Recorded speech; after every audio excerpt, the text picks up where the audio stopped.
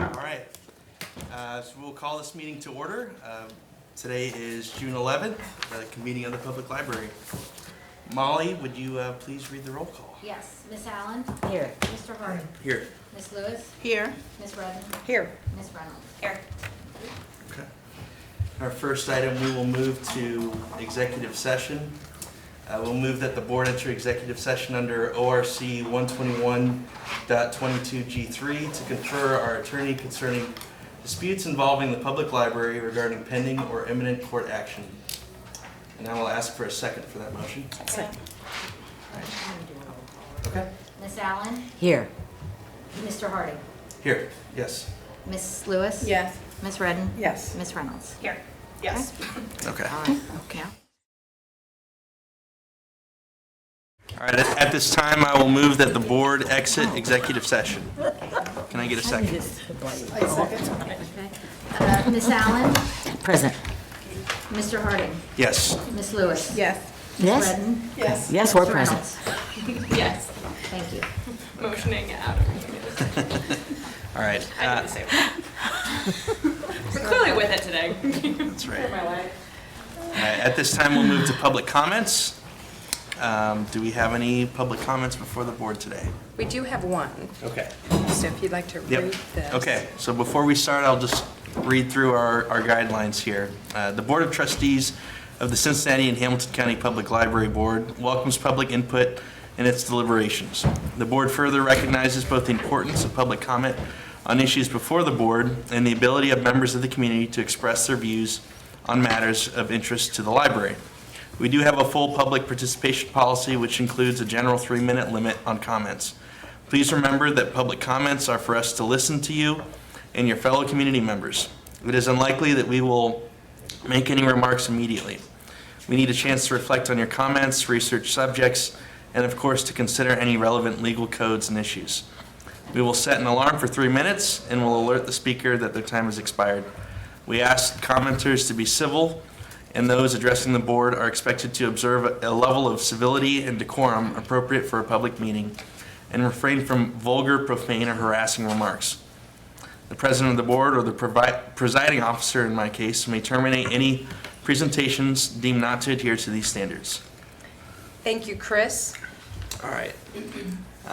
Ms. Bettman, Yes, you have 3 minutes. I have a fond affinity and history with this board, primarily as my late father's legacy, as he was one of the city fathers endowed with the privilege of appointing library board members. Not only did he break the color barrier with his choice of Bailey Turner, but he also made a point of installing this chair. Secondly, in 1990, my mother, with only weeks to live, appeared here to object to the environmental harm the ill-fated library would befall Burnett Woods. Your former trustees were quick to learn that the proposed site would destroy valuable understory for migratory birds and a grove of a rare species of buckeyes. Your past colleagues wisely decided that they wanted no part in developing Burnett Woods and extricated from that collaborative plan with Cincinnati Parks with dispatch. No one would dispute the restoration of the Box Cost House is altogether the ideal site for the Clifton Branch Library, where one can luxuriate in the beauty of a full direct view of Burnett Woods, especially enjoyed from the furnished wraparound porch. Unfortunately, this idyllic perch threatens to be disrupted by a controversial dog park, which is to be situated directly across the street. I appear before you today on behalf of many patrons who treasure our branch library as a sort of home away from home, especially my age cohort who don't own personal computers, Xerox machines, or subscribe to daily newspapers, who fear and dread that noise pollution of barking dogs will rob us of the peace and quiet necessary for serious reading, research, and discussion. It would be an irony, given we in Clifton waited so long for our branch library, not even a decade old, to which this board generously committed $1 million, only to subject this awe-inspiring, proud achievement to an ill-conceived, totally unpopular proposal from another public institution. I respectfully request that you trustees present an argument to this effect at the Board of Park Commissioners meeting 9 a.m. Thursday, June 20th. On behalf of several anxious, worried patrons, that our branch is under an imminent threat of losing its natural charm and beauty. I thank you for taking this into consideration. Thank you. Is there anyone else that would like to speak before the board? Okay. All right, with that, we'll close our public comment section, and we'll move on to our next item, which is our director's report. So I will turn this over to Paula. Thank you, Chris. I'm Paula Brumheger, the library's Eva Jane Romaine Coombe Director. I'm opening my report with a note about Ohio's public library levies. Ohioans approved 71% of public library levies this spring. Ohio voters approved 5 of 7 public library levies on local ballots around Ohio. The successful library ballot issues included 4 renewals and 1 replacement. The 5 levies passed by significant margins with an average voter approval rate of 67%. Moving on to some other legislative updates. House Bill 344 is the first one. That was introduced by Representatives Matthews and Hall, would eliminate the authority of political subdivisions, including libraries, to levy replacement property taxes.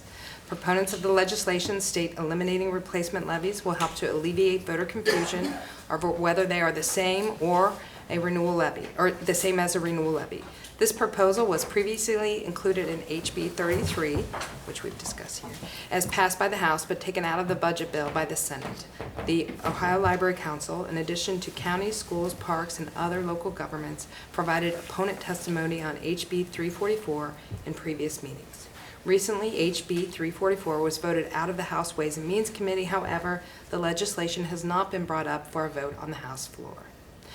Next, the Joint Committee on Property Tax Revenue and Reform was created in the state bill, again, the budget bill HB 33, which passed last June. You may remember we talked about that one a lot. The committee, which has been discussed in previous board meetings since that creation, is made up of 5 senators and 5 representatives who are authorized to hold hearings and make recommendations on pending legislation related to property taxation. The committee has met over the last couple of weeks with invited testimony from schools and county, township, and municipal governments. I'll also note that our own Senator Blessing is on that committee.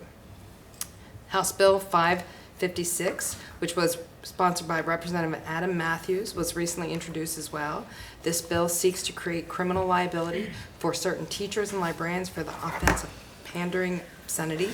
The bill further defines a school librarian to include librarians employed in a school district or public library. Outside of Representative Matthews being the sponsor of this bill, there have been no additional co-sponsors, and I believe that is still true. OLC has scheduled a follow-up meeting with Representative Matthews. This legislation is similar to other legislation being introduced around the country focused on school districts and school librarians over curriculum and material. Another bill of note, rounding out the legislation portion, House Bill 622, sponsored by Representative Al Catrona, was introduced just a few days ago. It would require each Board of Public Library Trustees to adopt a policy that prohibits its libraries from displaying material, quote, harmful to juveniles, and contemplates keeping such material behind blinders, behind counters, or wrapped in material to cover the works. Public library fund of libraries that fail to do so would be taken away and redistributed. So we are watching all of those. They've been introduced, but there is no further update at this point. Moving on to another issue of great concern to us always is the state budget. The Ohio Department of Taxation posts lower May PLF. According to the OBM, the state tax receipts came in below estimates again last month by about 8.4% below the estimate for the month of April. OBM has indicated that the shortfall is related to higher than expected personal income tax refunds. In addition, the commercial activities tax for April came in $39.9 million below estimate. With 2 months left in the fiscal year, overall fiscal year-to-date state tax revenues are down by about 1.9%. The ODT posted the May 2024 PLF fund, so everybody here knows the PLF is always contingent on the overall state revenues, which is about $3.9 million or 8.49% below the ODT's original estimate that was issued last July in 23, and $3.87 million or about 8.42 below their updated estimate issued in December of last year. Because state tax receipts have continually come in under estimate, the PLF is continuing to come in under estimate as well. For the first 5 months of this year, the PLF is now about $12 million below what was anticipated. I do want to provide just a very brief update on this, if I have it. We did get some very late-breaking news. I have that PLF in my director's report, but over the weekend, a bit more of information about the June PLF was distributed, so I know this is a lot of details. So state receipts came in on estimate for the month of May. It's good to note that. Preliminary data shows that they were about 0.7 above estimate. So remember, the state is on a different fiscal year than the library, so for the fiscal year of '24, overall fiscal year-to-date state revenues are down still about 1.7%. So the June PLF distribution is up a bit above the original estimate of both '23 and July '23 and December of '23, but the state tax receipts met their estimates in May. However, they are still greatly missed their mark for the first half of 2024. So this has led the PLF calendar year-to-date to come in under estimate. We're going to continue to monitor that. I feel like I just delivered Molly's report. But just for everyone to know, it's the PLF is always something we monitor, and it kind of goes back and forth. So we'll see what the rest of the year brings on that one. Moving on to some less number-heavy information, Hamilton County honors the library in support of our 513 relief bus. The library, represented by our very own David Siders, our civic engagement coordinator, was recognized at the Hamilton County Recent Awards Breakfast for our exceptional partnership in 2023. CHPL was awarded the prestigious Commitment Award in recognition of our unwavering dedication to that service. Do want to cover Ohio Legislative Council, or Ohio Library Council Legislative Day. So it's way back in April. It seems like it's been a long time, but it's only April 24th. More than 200 library administrators and trustees met in Columbus for Legislative Day. Library supporters spent the morning listening to legislative briefings and a keynote presentation by the director of the Ohio Department of Education and Workforce, Steve Dakin. He talked about the shift to the science of reading in Ohio schools and how public libraries play an important role in the state's education initiatives, including high-dosage tutoring for literacy. The event also featured that property tax panel I talked about, and our own Senator Blessing, co-chair of the Committee on Property Tax Revenue and Reform and chair of the Senate Ways and Means Committee.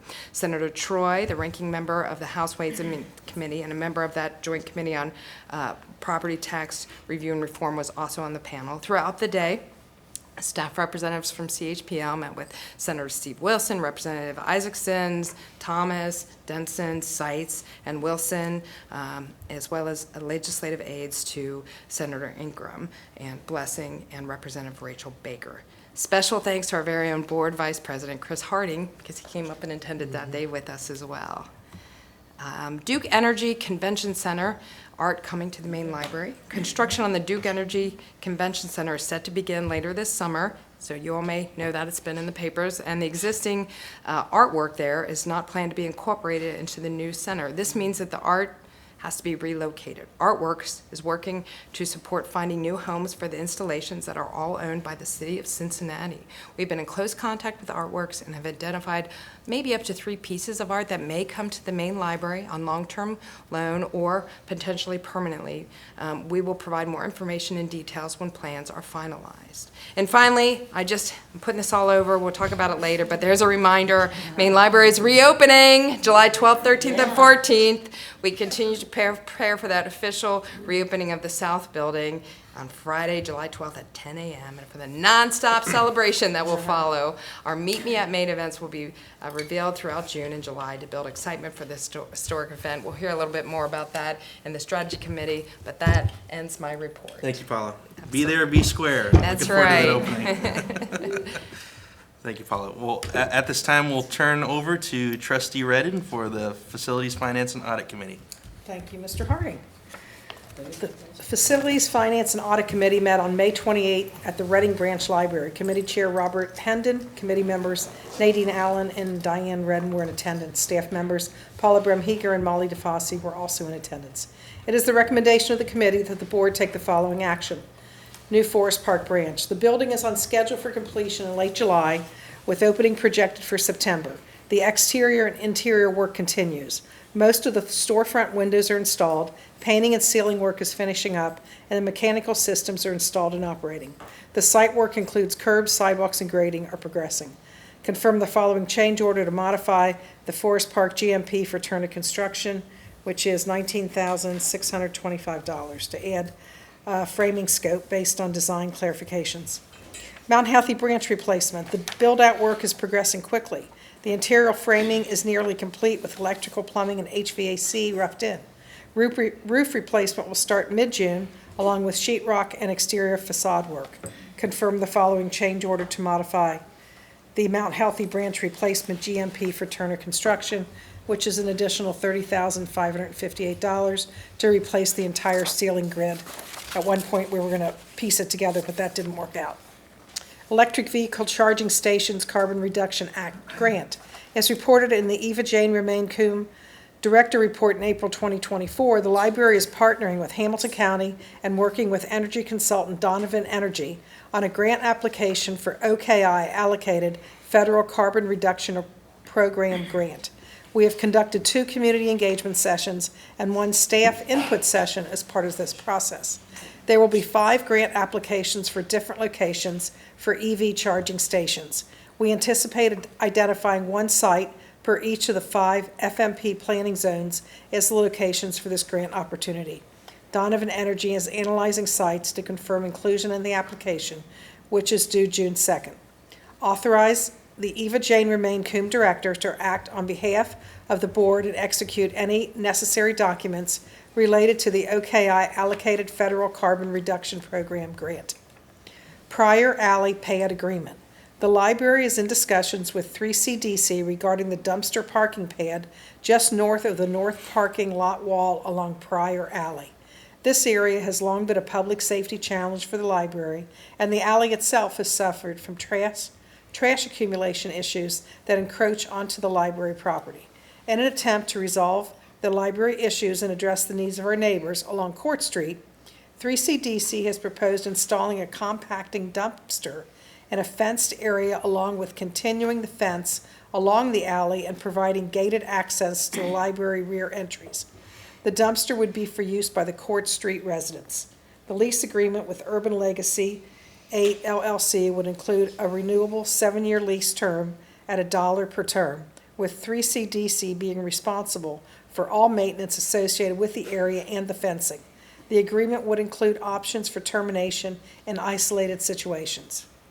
Approve the agreement in Exhibit 1 upon satisfactory legal review and authorize the Eva Jane Remain Coombe Director to execute all documents related to the statement. Sims Township Branch renovation and addition.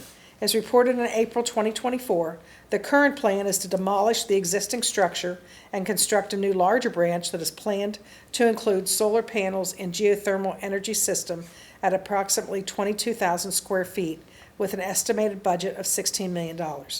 The plan, along with some additional details, were shared with the community in early May. The community is excited about the new building and the site improvements. Feedback from this and all community engagement sessions continue to inform planning and design. There will be 2 phases of this project. The first GMP will include demolition and site work. We intend to have this GMP at the August 2024 meeting. The second GMP will be for the building construction, and we are targeting October 2024 for issuance. Approve the lease of the temporary location on Governor's Way, which is Exhibit 2, and authorize the Eva Jane Remain Coombe Director to execute all associated documents. This space is approximately half a mile from the branch. The lease is for July 1, 2024 to February 28, 2026 at a monthly rate of $6,500. This will provide space for basic service, including holds, pickup, material returns, passport service, limited programs, and a curated collection. Cheviot Branch accessibility, maintenance, and renovation. Approve an early guaranteed maximum price authorization for Turner Construction in the amount of $125,589 so that the elevator can be ordered in advance of the construction, and authorize the Eva Jane Remain Coombe Director to execute any documents necessary to this matter. The design work is wrapping up, and we expect the GMP later this year. Miami Cleves Township Miami Township Cleves property purchase. Confirm the board's action in April 2024 to execute a purchase agreement of 1.34 acres located in Cleves, Ohio, from Tisch Properties LLC for $584,695, and authorize the Eva Jane Remain Coombe Director to execute the necessary documents related to the Cleves property purchase subsequent to satisfactory due diligence and contract approval by the Hamilton County Prosecutor's Office. Subsequent to the board's authorization to purchase the property in Cleves, Ohio, the library held a community engagement session on May 7, 2024, to obtain community input before executing the purchase agreement. There was support for the library building at the Three Rivers School District site, as well as support for building in downtown Cleves. In addition, library staff reviewed the facility master plan recommendations for the suggested building size and reviewed community demographics.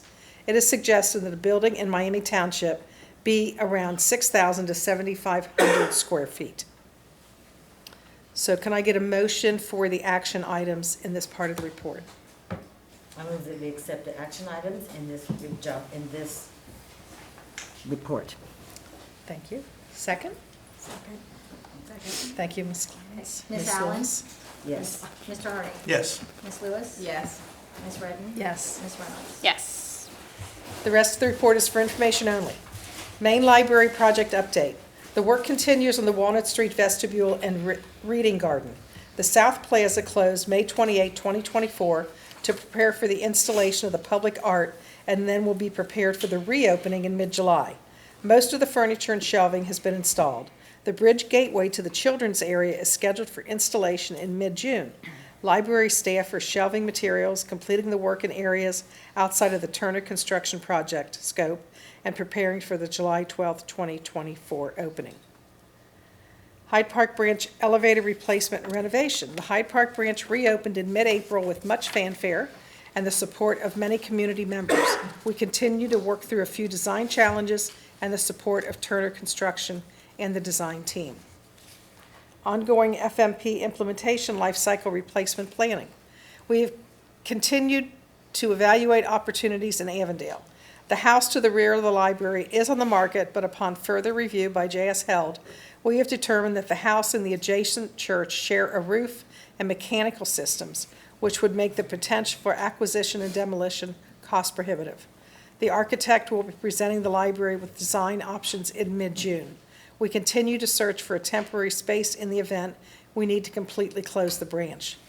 The library has continued working with our partners on options for the Delhi Township branch in accordance with the original FMP's timeline of 2026 to 2027 implementation. We will include township officials and the community as options develop. As reported previously, the library is evaluating options for replacing and updating several mechanical components of the main north building that are at the end of their life cycle, which includes the chiller, cooling tower, and electrical components. We are working with a team including Turner Construction, Champlin with CMTA, and Donovan Energy review existing conditions and research sustainable, efficient solutions with the hope of taking advantage of the Inflation Reduction Act incentives. We have identified several parking lots due for repair. The lots include the Distribution Center, Anderson Branch, Madeira Branch, Montford Heights, Covedale Branch, and the Blue Ash Branch. We intend to work with Turner Construction under our current agreement on these repairs. We expect to have a GMP for the 2024 parking lot repair replacements in August 2024. Walnut Hills Branch accessibility and Madison Branch accessibility. The never-ending stories. In May, we received many documents and closeout items that we've been waiting on from Megan Construction, but there are still several open items. We will continue to work to a resolution of these two projects. Exterior sign refacing Phase 2. The second round of sign refacing is currently in design with the intent of installation later this year. The locations for this phase include Coreyville, Harrison, Marymount, Northside, Reading, Sharonville, West End, and Westwood. Price Hill Parklet public art dedication. The public art by Cincinnati-based artist Michael Copage was dedicated on May 11, 2024. The event was well attended with a great celebration honoring the work and the community. Certificate of Achievement for Excellence in Financial Reporting Award.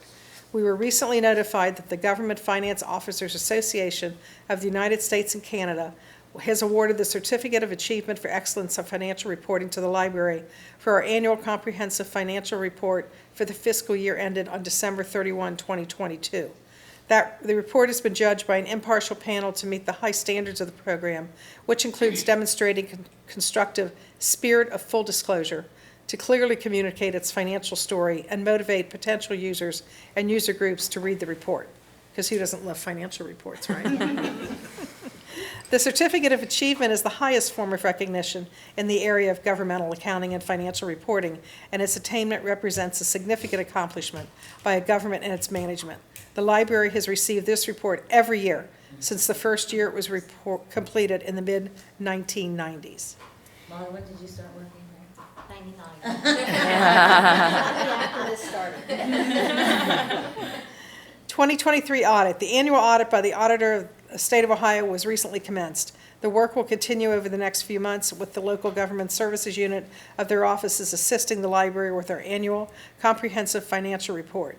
We recently requested and were granted an extension for the May 31, 2024 filing update with the Auditor of State's office and intend to file an extension with GFOA to extend the submission of the ACFR report by July 31, 2024. And that's the end of my report. I would like to again congratulate Molly on many, many years of clean financial reports. So the remaining 27 pages of this report. Right, yeah, At least it's are 27 available pages online. long. Right. Read the least at your leisure. And a couple of us got a sneak peek at the main library for it was so cool. It is so nice, the artwork, and it wasn't even dark out. Oh, wow. Yeah, It's very nice. cool, Yeah. very cool. Very excited. Yeah. Well, if you need to catch your breath before we turn it back over to you again for Get a the drink of water. HR report. Get some water then. Okay. Here we go. Okay, the HR report, I would like to thank Kyla Harden, as always, for an excellent report. We have some policy updates. A goal for 2024 is to continue to review and update policies in an effort to ensure that they are clear, concise, and reflect the current practices of the library. We request approval of the attached policy updates and changes. The revised policy is attached as follows. Personal appearance and workplace policies, and that Exhibit A is the proposed policy, and Exhibit B is the old policy. Personal appearance and workplace policy. In an effort to provide welcoming spaces to staff and customers, we are recommending that expectations for maintaining staff and public workspaces are added into our current personal appearance policy, so that the policy transitions to the personal appearance and workspaces policy. These workspace expectations are intended to provide guidance around maintaining spaces that are safe, present an image that reflects the library's values, and help to ensure a welcoming space for all. And this is an action item. If I could get a motion in a second, please. I move that we accept this personal appearance policy. Second. You can do all in favor. Aye. Aye. The rest is information only. Staff and Retiree Recognition Program.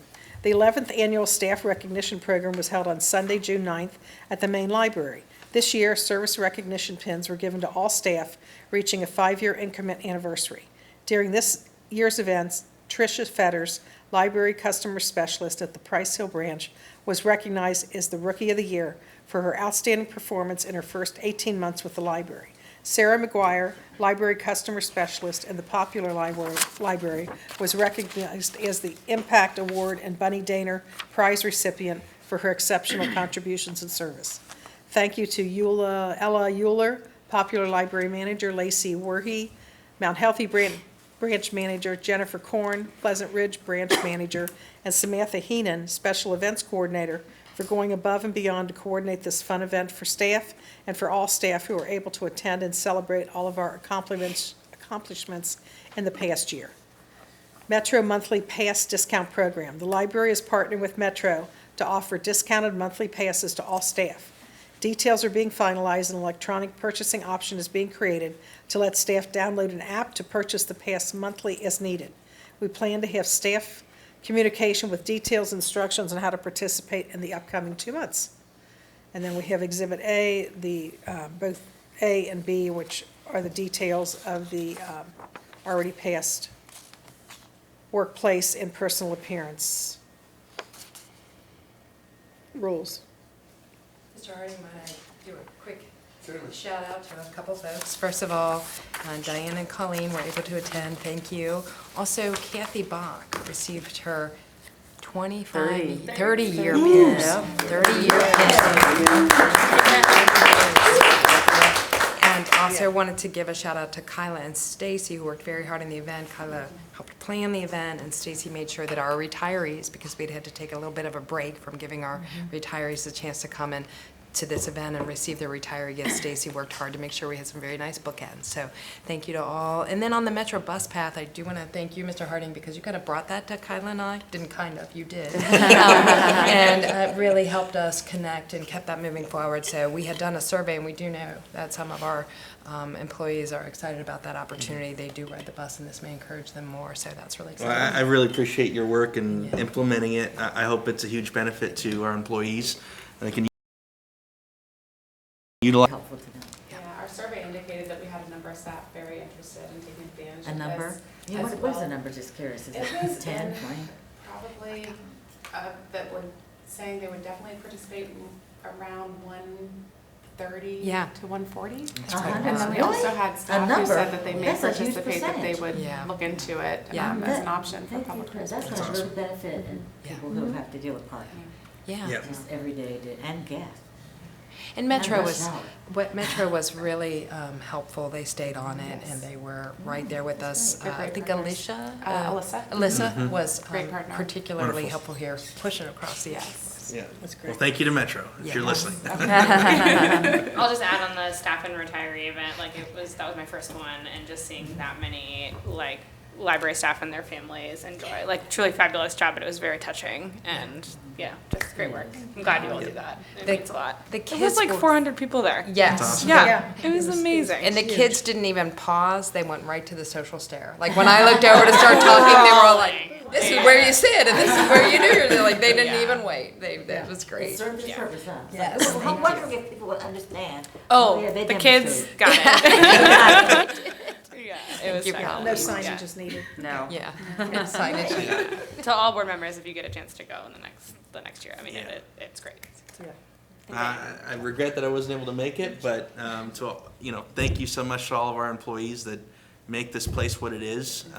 Certainly, especially in the last couple of years, you've really stepped up to prove that we are a huge community asset. So thank you to everybody. And you'll have the whole weekend, the That's nonstop right. party weekend. Non-stop partying.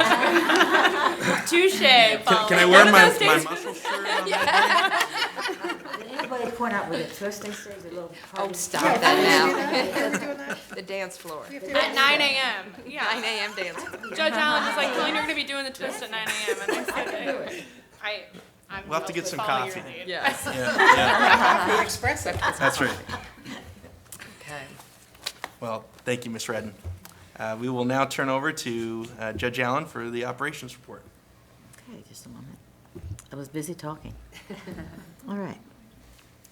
This is June 11th report, and Greg Olson is our president. I'd like to thank the members of the Operations Committee, Robert Hendon and Colleen Reynolds. There are several operational items which I'm going to turn over to our staff, Kathy Bach, to go through the operational items, and I will come back and speak to you about the information-only items. Sure. Thank you, Judge Allen. So the Operations Committee met on June 7th, 2024 at the Corryville Branch Library. Committee Chair Nadine L. Allen and Committee Member Colleen M. Reynolds were in attendance. Staff members Paula Bremheger and Kathy Bach were also in attendance. It is the recommendation of the committee that the board take the following action. Policy updates. And we have 2 policies and then a table of fines and fees as well. So for the policy updates, a goal for 2024 is to continue to review and to update policies in an effort to ensure that they are clear, concise, and reflect the current practices of our organization. We request approval of the attached policy updates and changes. The revised policies are attached as follows. Exhibit A it's the Photographing and videotaping in the library policy. Exhibit A is the proposed policy, and Exhibit B is the current policy. The meeting room policy. Proposed policy is Exhibit C, and current policy is Exhibit D. And the table of fines and fees. The proposed table is Exhibit E, and the current table is Exhibit F. So I'll go through each policy with just the high-level changes of what's reflected within those exhibits. Photographing and videotaping in the library policy update. As we have made significant improvements to locations through the work of the facility master plan, we have seen an increase in the request to film inside of our locations. Regularly updating the library's photographing and videotaping policy ensures legal compliance, protects privacy, addresses technological changes, and maintains the institution's integrity and community trust. The updated policy, Exhibit A, provides specifics on the procedures, time restrictions / requirements, and also addresses the use of CHPL logo or likeness in photographs or video for commercial purposes. This updated policy references the standards of library behavior as context for both personal, non-commercial, and commercial photography and videotaping. Kathy, do you want to very briefly, talk through this, or if there are any specific questions? It's not a huge change to the policy, and we did kind of point out some of the things there that are different, but just to make people aware of what those changes might be. Sure. The library is still a limited public forum, but the technology has not really caught up to the law. So we have a lot of people who are coming in that want to film, whether it be TikTok or some kind of social media for just personal use, or they're just filming in the library. And it can become a little problematic if they're filming someone without their consent. So we address that through the standards of library behavior, but we want to be very careful on First Amendment rights for people to film and take pictures in our spaces. So that's the first part.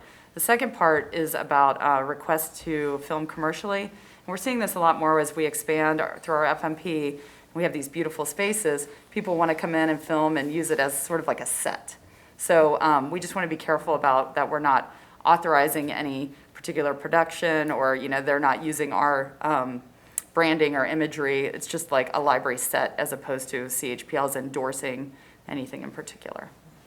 So that's kind of the update on the filming. Any questions? Okay, sound good? Great. So those are those exhibits. And then I'll move on to the meeting room policy. This is also, it kind of goes along with that. As we have increased and expanded public meeting spaces through the facility master plan, demand for these spaces has grown significantly. We are recommending an update to the meeting room policy, Exhibit C. Along with this update, the fee structure for private events, which has not been updated since 2015, is also being revised. The meeting room policy update clarifies the nature of events that require a fee, and that fee is delineated in the table of fines and fees. Update is Exhibit E. This is essential to ensure that our heavily in-demand meeting spaces are used responsibly and fairly, promoting more equitable access for all community members. As such, the current fee, which is events for purely social purposes, is $50 per event. And we are recommending that be updated as the branch meeting room fee. Private events for social purposes would be $50 up to 2 hours. Please note that with the addition of the outdoor terraces at the main library, new considerations such as the need for public safety presence must be factored into the fee structure for these unique main library meeting areas. This update will help cover the costs associated with maintaining a safe and secure environment for all of our customers. Policies and guidelines for several large public libraries, including those in Ohio, were reviewed and helped inform this update. We will review these changes over the course of the next year and make adjustments if necessary. The recommended fee structure for main library meeting space is main library meeting room fee, private events for social purposes in the tower room suite. The tower room only would be $50 up to 2 hours, which is the same as the branch structure.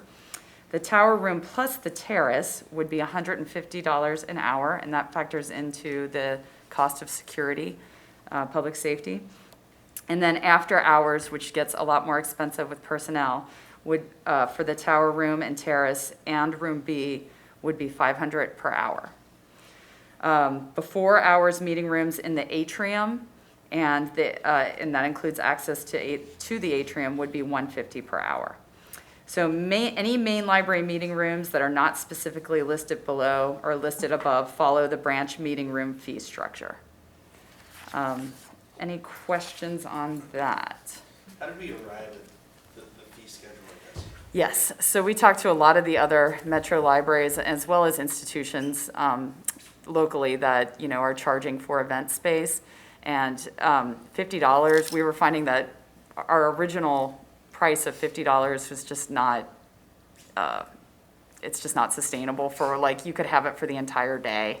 And then we were like, so for example, over the past 6 months, we've had over 28,000 meeting room reservations, and it's kind of crazy. Yeah, it's hard to get a space in sometimes. So we talked to Columbus and Dayton, who really have very nice event spaces, and they had their structure, they broke it down by, like, they were charging per chair, and they were like, they kind of,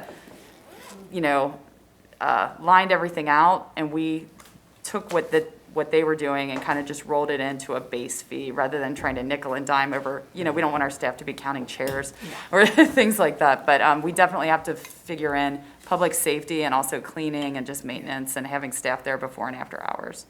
And Tara has recently posted and is working to fill an additional position that is in the exhibit meeting space arena. So we have long had Sam, who is here or has been here, and she's in the others, who sets things up for us. But after the Columbus and Dayton discussions, clearly we are going to need an additional person to help oversee all of that, and they have quite extensive people overseeing it. So this, in general, is a growing area. Colleen has the handy chart that really just visually can tell you how much, if you build it, they will increase. Right, and the other thing is, as people are coming down to Maine and seeing the space for the first time, they're really stunned, and they're like, oh, how do I rent this out for a wedding? How do I do this for that? And even when I we run all of our policies past the prosecutor, when Molly and I had a conversation with him on the phone, he's like, people are really using the library that much? And we said, well, you haven't been here since we are getting ready to reopen. Come on down. And he walked in, he goes, oh, I get it. Yeah, I get what you guys are trying to do.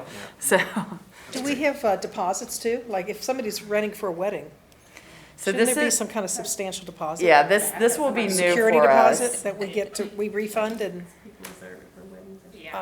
yeah. Yeah, this will definitely be new for us on this scale. With the $50 we've had like small weddings in the tower room and things like that. So $50 is really a steal to have it there. But if we're doing so, we're going to have to go with a little bit of a slower roll on this. And we're looking at like an agreement that they would sign. Liability, Liability. $1 million Right. liability rider that Right. they have to carry. Yeah. I think I'm it's a- serious. I mean, that's normal, $1 million. Yeah. Columbus has a really detailed one, so when we Yeah, when we get to that. Yeah, Yeah. I think we've got some plans. but- Right. Okay, yeah. I will also note that the meeting room, there is like no alcohol on any events at this point, so that is not changing. That'll curtail weddings. Right, that will curtail some of the weddings, but. And I think it's important to put into our meeting minutes today that we need to define that meeting rooms are still free. Yes. Except Right. for Except for social. And social so things, right. Yeah. we need to Baby define- showers, birthday define parties. what The private and what the social. social Yeah. Yes. definition is. Private. It's free of charge except for the following. Events for purely social purposes, which include but are limited to parties or receptions like weddings, birthday parties, anniversary parties, and other celebrations. But it's still free of charge for educational, cultural, civic, social, political, religious, or professional organizations and persons volunteering as tutors as part of a nonprofit program. So how do you, So we tend to say, our guideline has been, there are many ways we've gone through it, but sort of the 25 words or less. We try and say to folks, What's the if you're purpose? having an event and you would not welcome all of the public to come to your event, then you may look at that private social event. But any event we have at the library, the public is welcome if you did not specifically reserve it as a So private there, when you social reserve, there's a little questionnaire Yes. Yes. Yeah, there's a and questionnaire email on there. contact, and then they'll say Yeah. approved or not That's a approved. great, Yeah. and that's how we try and kind of slice it I out. know. Yeah, and that's why we Yeah. tried to delineate, Kathy add the word private. Previously it had Yeah, social, and we kind of tried to say, well, Yeah. we mean like if you Private want social, to yeah. have a private, you're going to need to pay for this. Yes. But it's a really, these are great questions, and we talked about it. We would not be surprised if we come back to you in 6 or 12 months, and after our experience, we talk a little bit further Right. about some changes. We're Yeah. kind of rolling them out and trying to go and see what works. I know that some of our other peer libraries, you know, they got really far down this, and they were like, we're practically hiring a wedding planner. Yeah. We're I was just gonna trying to say, keep it, Event you know, coordinator for yeah, external events. Yeah. So it's Yeah. great space though, and the thing is, like, that main library is built with some outdoor areas that are phenomenal. That's true. And so Just it's really just good- trying be to good for open us. those up for people and allow them the chance to have a space that really, if you go out on some of these areas, you can't get that view of the city anywhere else. So trying to do our best. Right? We had the same Yeah. I'll send you an Let me put it in here what is not, let me put we- it in here what's not available. The meeting rooms are not available to groups or individuals for promotion or sale of services, Right. fundraising purposes, right. campaigning activities, and conducting classes for profit. That's Right. right. So I think That we need remains to the kind of same. make these extensions, Yeah. distinctions in there. That's very good. Is the Tom, money I that didn't- we collect from the fees, is that just going into like our general fund? Is that, okay. Yeah, no. On that end, to make up for this, the decrease. And I- we do want to keep them accessible. That's Yes. why, I think when we Yeah. launched with the $50, those many years ago, those of us who were here, I don't know that we had the demand that is there, and I don't know that it was really conceived of 8 hours. And now when you look at that chart, Right. somebody reserving an entire room for 8 hours on a Saturday for Yeah. a Yeah, private right. social event for $50, it's just kind of doesn't allow someone, they might only need it for 4, but they Right. want to make sure that, so we're trying to make sure that we have the chance for maybe not one party, but 2, not one book club, Yeah. but 3, Yes. you know, something Yes. like that. Yeah. Right. I want to thank you so much for that report, Ms. Bob. And I- There is, because it's policy changes. so we all right, need because that. of policy changes, I need a motion for adoption of these policy changes. I would make a motion. Second. Thank you. All in favor? Yeah, all in favor. Aye. All right. All right, back on the record for information only. Featured manager Ben Lathrop, branch manager right here at Hyde Park Branch. Ben Lathrop, branch manager of the Hyde Park Branch Library, began his library career while earning his MLIS at the University of Iowa. Ben intended to pursue film preservation and archival work, but discovered his calling for public libraries and began a career serving the public after graduating in 2005. Is he here right now? He is right He's down there. here now. right He'll be there. talking There in a he minute. is. Yes. Do you want him to speak? He will when you're done reading. Okay. That's all set. All right, let's keep going. Yeah, yeah. Okay, Ben, you also earned a Master of Arts degree in Film Theory and Criticism from Ohio University and a Bachelor of Arts degree in Fine Art from the University of Northern Iowa. Does this mean you critique movies that are coming out and stuff like that? Is this going to That's one of the things I did, yeah. It's just something you do anyhow, right, with your friends? Okay. So we can call and ask you whether something's worth going to spend money on. Not so much anymore. Should I continue and just, or let him speak? Yeah, well, he'll talk, yeah, if you want to No, finish. I would like to just introduce Ben Yes. Lathrop Yeah. to the That's fine. world and let you speak on behalf of yourself. Congratulations. Great. Well, I'm glad you guys are all here. This is probably the last time the board has met in Hyde Park in memory, right? No one seemed to know Yeah, we couldn't when it find- It's been happened last closed time. or something. We were here, I remember, Yeah, before we did the Oh, project. that's right, before we We did always the like to show project, everybody that's the right. before. Before Oh, and then that's after. probably, I remember that. in my memory anyway, I Yeah, couldn't remember. they don't remember it looking like this. Yeah. Yeah, I remember the The books book, yeah, the book Yeah. company. that We all jumped. The first few, it's like, what is that? Yes, Yeah. yes, yes. Well, so the Hyde Park branch reopened after significant renovations were completed in April of 2024. In the first 30 days, all the metrics we track showed increased usage. Our average daily visits were up 31%, our circulation was up 67%. Gimlet, which tracks customer questions, was up 319%. We hosted 355 students from neighboring schools, and as many people attended library programs during the last 2 weeks of April as they did during the entire month last year. This is obviously great news. It's very encouraging, but the numbers only tell part of that story. Improving the accessibility of this building was a driving factor in the design process, and this has been a clear success. As early as our opening day, customers using wheelchairs were enjoying our upper level, something so rare that none of the team can remember it happening before the renovation. Other design choices we made during the planning of the renovation are working exactly as we'd hoped. Our whole delivery process, built around the restructured workspace on the lower level, is getting our high volume deliveries into the building and out for customers faster than ever before. We've seen an immediate and notable increase in new customers coming specifically to use our thoughtfully designed space for work and study.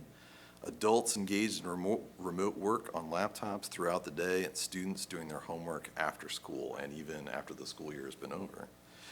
Every day on our lower level, it is filled with smiles, laughter, and wonder from children and their caregivers, gleefully watching our aquarium, putting on impromptu puppet shows, or just cuddling up and reading. Our community feels comfortable here and welcome, and they want to be here. And I can't think of anything we could hope for besides that. Thank you for that. I just want to finish by telling you why he was chosen to be this manager. Very impressive. He didn't say it, so I'm going to say it. He has held management positions in Butler and Hamlin counties, including the Fairfield and Oxford Maine libraries. I'm on LinkedIn. You can look up my resume later. No, I'm going to turn your face even redder.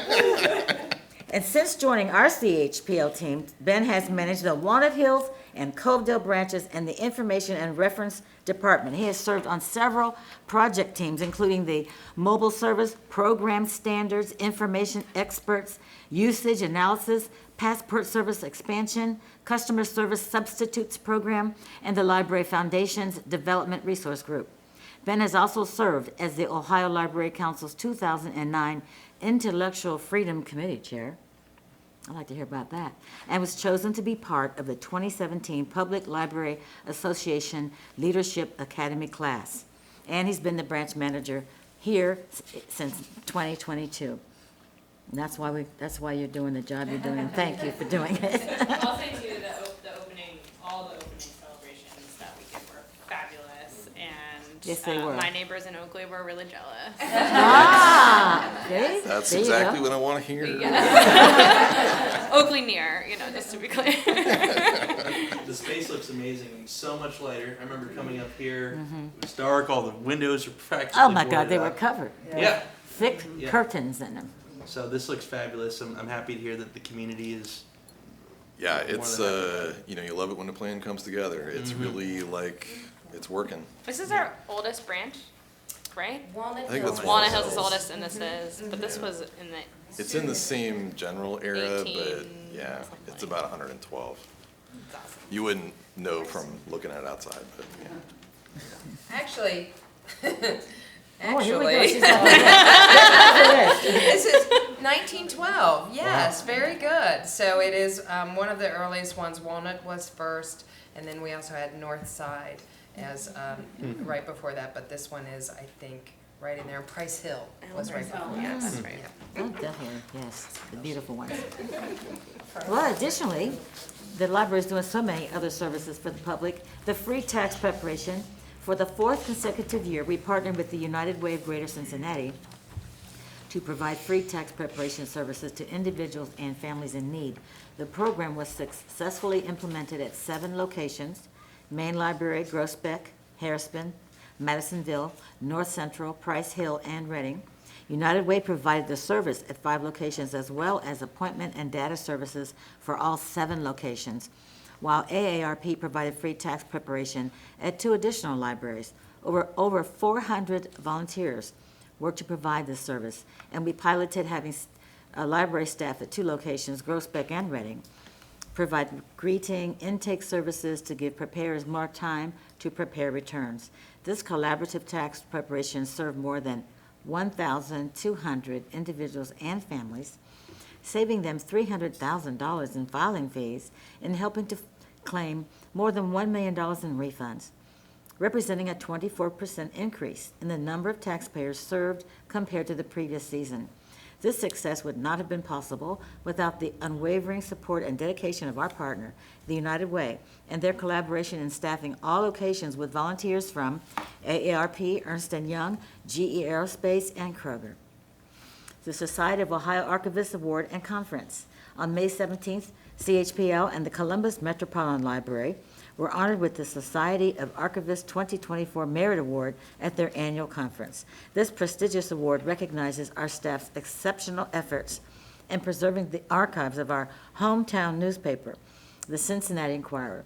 Larry Richmond, manager of the Genealogy and Local History Department, attended the conference in Columbus and accepted the award. And if I remember correctly, how many pictures were deposited here?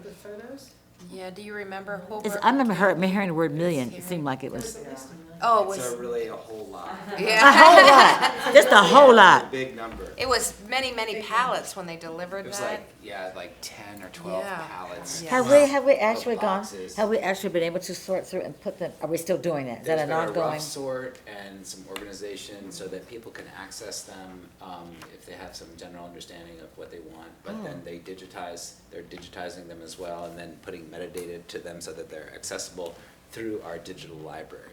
Okay, those are more services we're providing. That is awesome.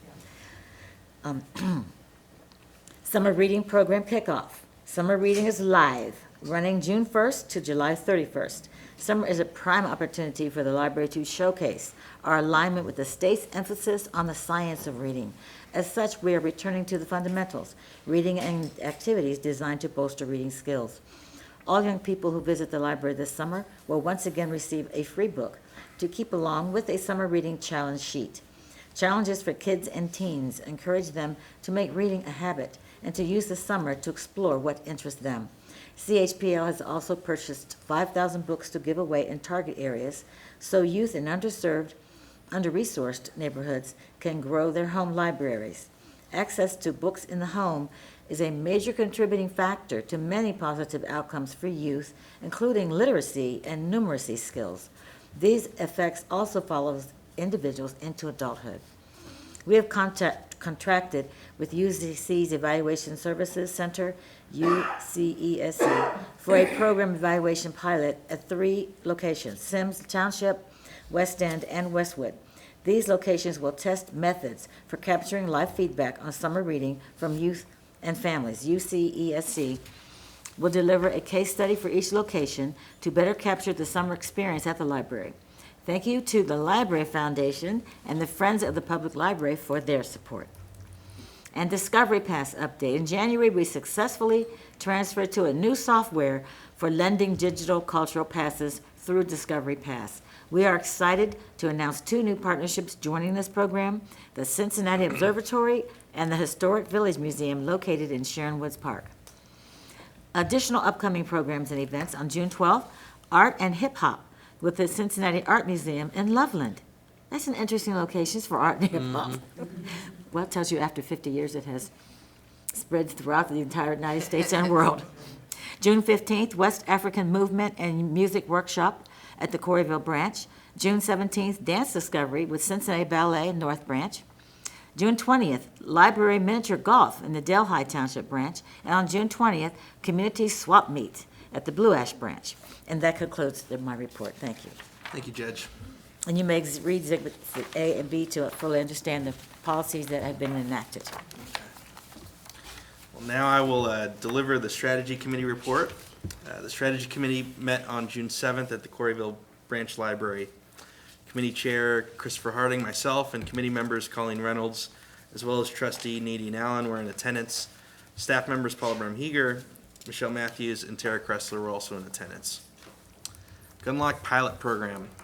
Our library, in partnership with Cincinnati Council member Anna Albee, Moms Demand Action, and the Cincinnati Police Department, Hamilton County Sheriff's Office, and Coleraine Township Police Department, is continuing our pilot program for gunlock distribution. This program was first discussed at the April board meeting and encourages individuals to secure their weapons to prevent children from gaining access. In 2020, guns were the leading cause of death in children ages 1 through 19 in the United States.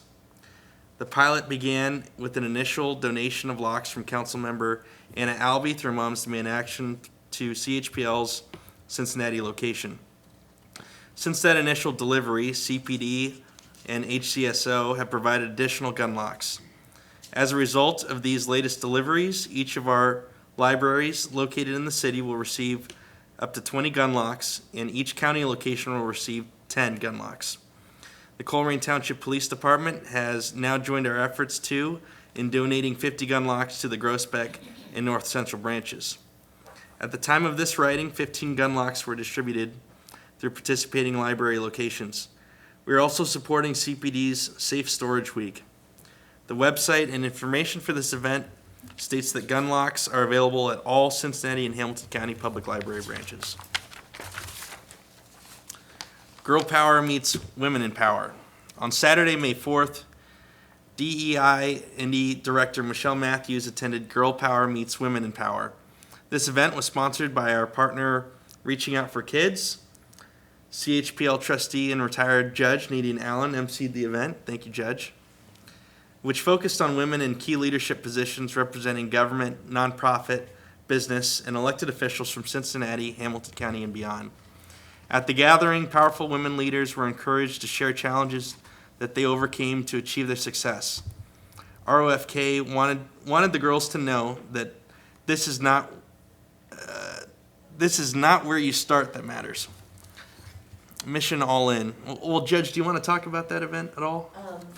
Well, I would just say that it was powerful to see that most of our elected officials in all of Hamilton County are run by females at this time. And not only that, several of our other corporate entities and other entities are run by women. And we're just kind of proud that things are running pretty well. So that was great to encourage young people, and the library's partnership with that is fantastic. And that was the first one, so there will be another one. Great, thank you. Mission All In. On May 30th, CHPL hosted Mission All In, a collaborative between Turner Construction and Holden Hands, a nonprofit agency. The event offered free meals, clothing, and resources on the South Plaza at the main library. The 513 Relief Bus was also in attendance, offering free resources to the community. Council on Aging. We partnered with the Council on Aging in April to host Stay Connected as You Age at the Walnut Hills Branch Library.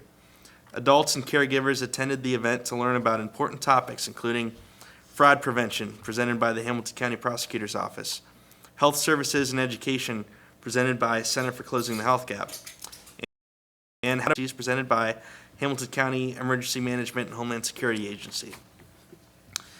Cincinnati NAACP, Housing Empowerment and Voter Registration. We partnered with the Cincinnati NAACP to host their Housing Empowerment and Resource Affair at the Deer Park branch in April. More than 100 people were in attendance and connected with community resources such as Community Action Agency's Rent and Utility Assistance, Housing Opportunities Made Equal Services, NAACP Services, and Prevention of Housing Discrimination Services provided by Home, resources to increase black home ownership, and lead poisoning prevention education and resources. In addition, we are partnering with Cincinnati NAACP to host their new voter registration and civic engagement bus. Data from the Greater Cincinnati Voter Collaborative points to a need to increase voter registration and engagement in the Price Hill and St. Bernard areas. Ohio Means Jobs. We partnered with Ohio Means Jobs, OMJ, and the Workforce Council of Southwest Ohio to provide a career fair at the Forest Park branch to celebrate In-Demand Jobs Week. More than 100 career seekers attended the career fair and connected with 15 employers, including the library.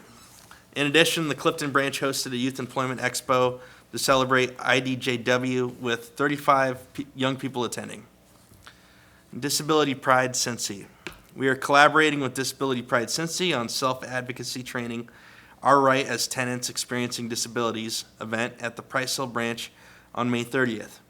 The event, in partnership with Center for Independent Living Options and the Greater Cincinnati Homeless Coalition, will provide connections to resources such as exercising one's rights as a tenant, connections to rental payments and disability services, how to request a plan for accommodations, and a Q&A session.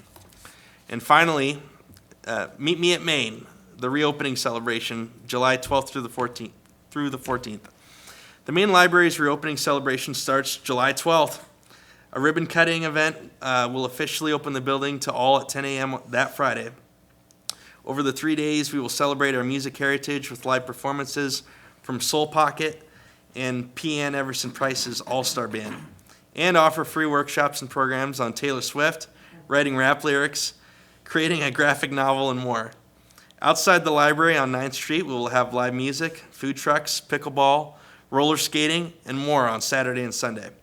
On Sunday, we will celebrate the arts with a live performance from the Cincinnati Opera and a panel on filmmaking in Cincinnati with Film Cincinnati. This will be a weekend of fun that nobody should miss. I wanted to go back, and I remember at the meeting when we had our board meeting, not board meeting, but your committee meeting.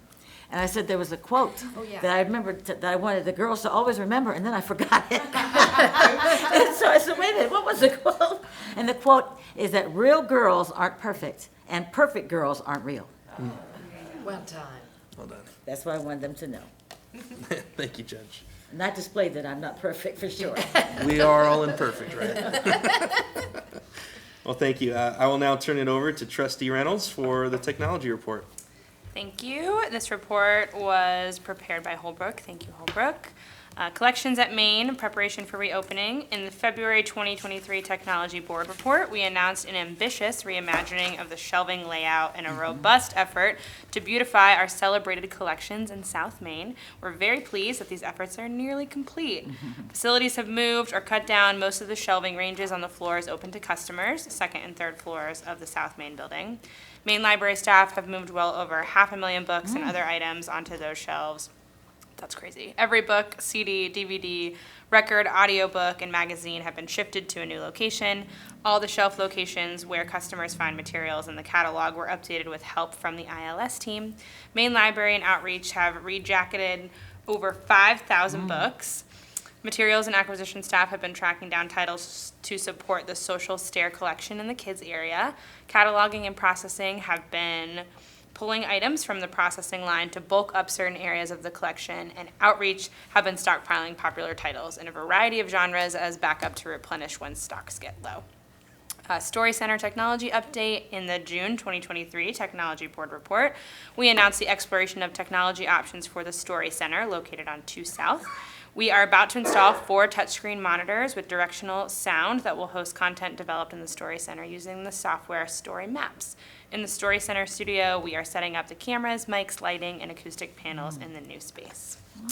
Sorting and materials retrieval update. In May, we highlighted the Sorting and Materials Retrieval Department, SMRT, and their role in Search Ohio. Along with the Interlibrary Loan Service, SMRT also pulls 420,000 items that customers throughout the system have requested as holds. SMRT also shelves as many items when they are returned. Rounding out the many functions of the department are paging and sorting, which are featured in the statistical highlight. Paging refers to retrieving an item for a customer who has requested it while in the building at Maine, and we anticipate an increase in this service when South Main reopens for sure. There are 2 sorters, the smaller original sorter at Maine and the bigger, more technologically advanced sorter at the distribution center. That concludes my report. Thank you, Ms. Reynolds. Now I will turn things over to Ms. Lewis for the development report. Thank you, Mr. Harding. Thank you, Stacy, for preparing this wonderful report. And thanks to my development committee, Judge Nadine Allen and Diane Cunningham-Redding. The Library Foundation. The spring campaign and appeal was successful and outpaced growth posted each of the past 3 years. Further results are already 12% higher than in 2023. The foundation is hosting a jazz brunch July 14th as part of the Downtown Maine Library reopening weekend, thanks to the generous support of the following sponsors: Turner Construction, Champlin Architecture, Group 4 Architecture, Research Plus Planning, Inc., DSD Advisors, Interior Project Management, and U.S. Bank Private Wealth Management. The Library Foundation was the grateful recipient of significant gifts from the Charles H. Dater Foundation for the Homework Helper Program, the HBEW and F.R. Luther Charitable Foundation, and the Stern Family Foundation to support summer reading, Sarah Ann Tommy Evans and Diane E. Steele. Friends of the Public Library. As reported at the Friends Annual Members Meeting, the Friends' financial results continue to be strong. The marketing and sales activity that the Friends continue to exhibit set them apart from many Friends organizations across the country and make the used bookstore and warehouse a destination for residents and visitors alike. Anderson Township Library Association. The 44th Summer Used Book Sale is scheduled for June 21st through June 23rd at Nagel Middle School. This popular sale is the largest event ATL hosts annually. And they do quite well. Thank you. Thank you. Thank you, Trustee Lewis. All right, we will now need a motion and a second for the approval of the consent items. I make a motion. Second. All in favor? Aye. Any other business before the board? Motion to adjourn? Adjourn, motion to adjourn. Second? Second. Thank you. All right.